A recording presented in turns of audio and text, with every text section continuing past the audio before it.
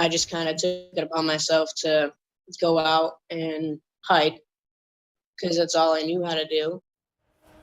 New developments tonight and a sexual abuse case in Athens County that involved a girl who ran away from her home back in 2020. Her parents were supposed to stand trial in May on charges of child endangerment. But tonight, 10 TV has learned they've agreed to change their plea from not guilty to guilty.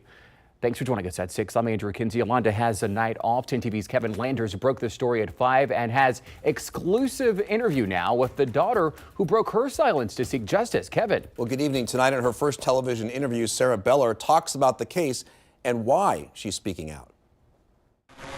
Deep in the rolling hills of Athens County is where Robert and Deborah Bellar raised their 18 children inside this home. A home that was one of several locations where prosecutors say Sarah Bellar was sexually abused. It was kind of life-threatening at the time.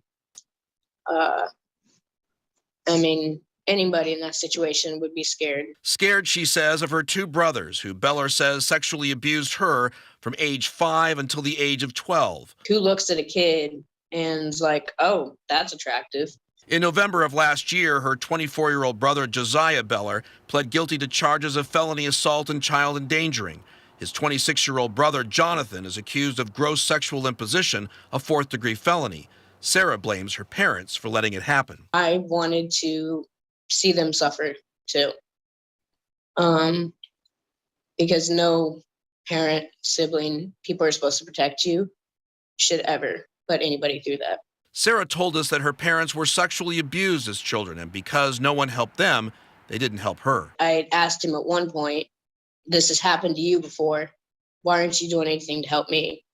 Because you should understand. And he didn't say anything on it. Sarah's parents remain locked behind bars at the Southeastern Regional Jail. 54-year-old Robert and 49-year-old Deborah are each charged with engaging in a pattern of corrupt activity, a 2nd-degree felony, and 2 charges of endangering children, both 3rd-degree felonies. Their attorneys declined our request for an interview.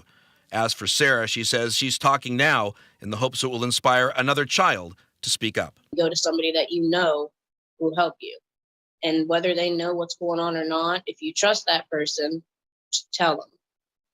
And if they're a good person, they will. The Bellars are scheduled to appear before a judge Thursday in Athens County to change their pleas. Kevin Landers, 10 TV News.